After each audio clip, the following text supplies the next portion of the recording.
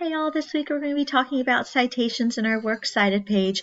You'll notice I've got two screens up here on my computer. The first is going to be a way to automatically do, and the other way is going to be how to look at it manually to make sure that what we have is what we need for MLA format.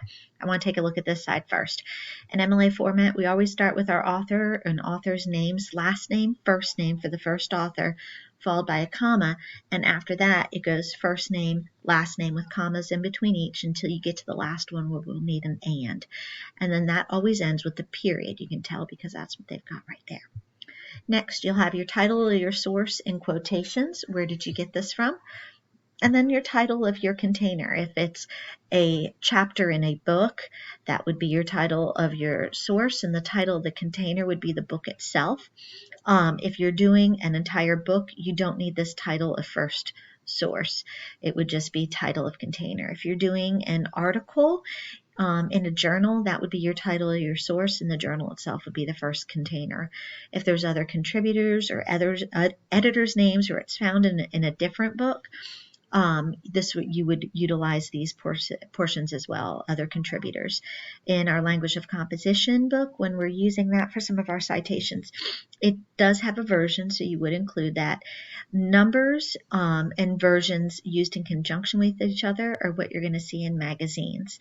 Then you'll put the publisher and the publisher date, followed by the location of publishing. If it's an online source, it's going to have a URL or a permanent link. Most books these days also have a DOI so that you can find them instantly. And if that's included, or if you know that information, you want to make sure that's included as well. Now, you can go and do all of this by hand, researching and doing it, or you can do it through BibMe. It's a little bit easier, not always accurate, and sometimes it doesn't quite give you exactly what you need, which is why this page here is helpful to make sure you're always getting what you need. For example, our language of composition book is using excerpts from other magazines, newspapers, other books. And for MLA formatting, you should always, if it is possible, go back to the original source as your citation. So while I could put for our first source is Mark Bauerlein, I could title it Bauerlein, Mark, the Dumbest Generation in Language of Composition by, and list the authors and things like that. That's not quite the way to do it. You always want to go back to your original. So if you notice, there'll be a little blurb underneath telling you where they got it from. And that's where this electronic one comes in handy. So you go to bibme.org, and it is free. However, after you do a certain number of citations, they make you watch videos to be able to continue to do it. But as a free source and for the citation amounts you're going to be doing, this is a really helpful way to do it. You also have the option to check your papers here too, which I'm not as familiar with this one, but I've had students tell me it works really well on things like grammar. So keep that in mind as well. But for now, we're just going to create citations. So I'm going to click on I only want citations, and then it's going to give you 4 types of citation methods: APA, MLA, Chicago, Turabian, and more. These 3 are going to be the main ones we're looking at this year. So always make sure you choose the right citation. We want the Modern Language Association, MLA, right now. So we click on that, and it'll bring us up to MLA. Then it's going to give us in this blue box a list of some other options. Typical citation options. You've got journals, websites, books, and videos. These are going to be the 4 we use most. Occasionally, you might have a picture or government statistics or a pamphlet, and that would fall under the other. But for this one here, we're going to be using these 4. So what I want to see is when I come down here to this Mark Bauerlein, it says it's from a 2008 book. That's going to help me right here. So under MLA, I'm going to choose book as what I want to do. And now it's going to ask me to search for a book, title, or author. And I'm going to come back to MLA, and the name of the book is The Dumbest Generation. So I'm going to come over here, I'm going to type in The Dumbest Generation, and I'm going to click search for the book. Again, this is where that little piece of information here comes in handy. It tells me it's a 2008 book.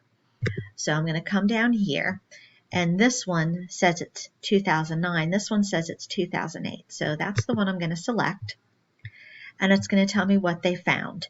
And it said that they might not have all the information, created a citation, so they will ask me if there's any other fields I need to fill in. And so the author, it's not showing it here for the author, so I'm going to fill in his name, Mark, and his last name, Bowerlin. So I'm going to put that in there, and then it tells me that it's Penguin 2008. So I'm going to go click Create Citation, and you'll see it'll pop up right here, Bowerlin, comma, Mark, period. Now I'm going to look the title of the source, The Dumbest Generation, How Digital Age. Yep, they've done that in italics that it says there. It's got the publisher, there's not another version, and it's got the publication date. So I'm good on that one.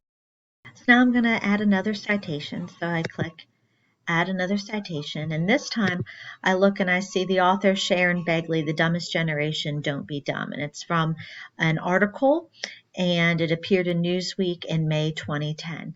So I'm going to come over here to BibMe, and it's going to ask me to find a scholarly journal by title. So I'm going to copy and paste this and see if we can find her in there. Okay, so now I'm going to Control V, put her name in here. I'm going to warn you guys in advance. This one they're not going to be able to find, and that's okay. That's going to happen sometime. So you'll see up here, sorry, no sources found. Do you want to enter it manually? So we're going to manually create this citation because we have enough room on this before. And the article title, we just put in Dumbest Generation, Don't Be Dumb. Her name is Sharon, and then her last name, Begley. I'm just going to copy and paste that one in.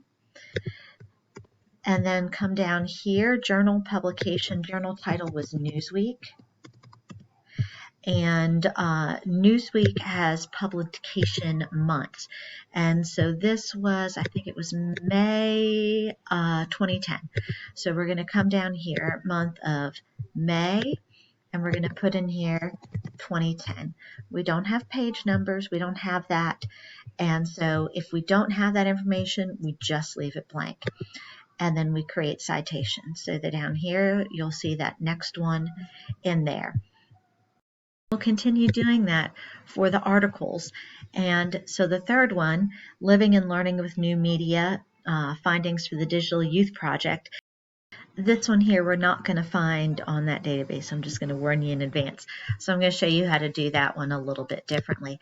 So I'm just going to come over here to my Microsoft Word page. So this one here, what we're going to do is we're going to put in the title or the author. We're going to start it as we should. And it's written by a couple. So we're going to go Ito, comma, et al, period, comma, and then his name. Mizuko, period. Then we're going to include the title, Living and Learning with New Media.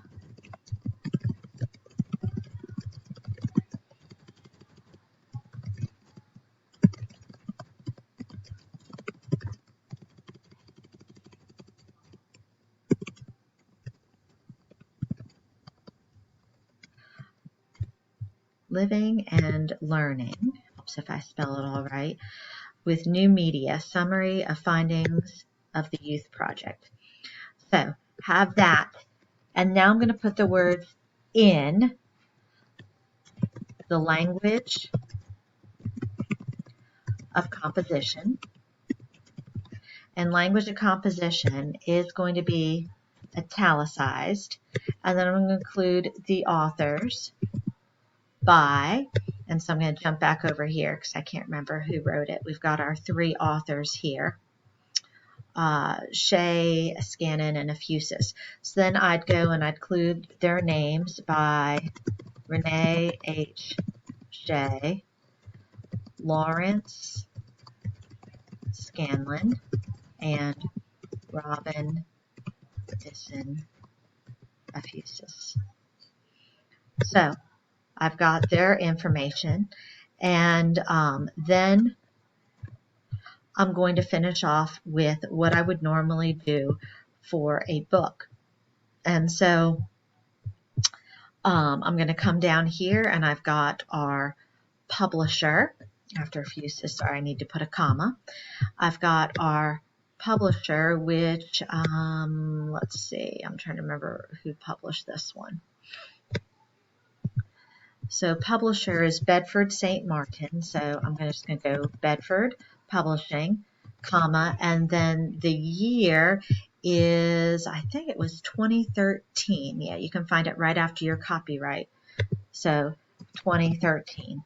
And so there is my next citation that I've got from doing it that way. So that one takes a little bit longer, and that happens sometimes when you're going through, especially when you're looking for articles within articles or articles within books. And so here's another one, and we can go through, look it up. If it's not there, you can go through and enter it in manually as a magazine. We've got enough information here that if somebody wants to find it again, they can. And that's the main point of MLA, is giving credit to the author and allowing somebody else to go back and double check the research you've done and see if they interpret the information in the same way. And so that's the biggest help on when we do MLA. So A, avoid plagiarism, and B, allowed somebody else to check and duplicate your findings based on what you saw in that article. So I hope that's helpful. I look forward to checking over your citations and seeing how you're doing on them, and let me know if you have any additional questions.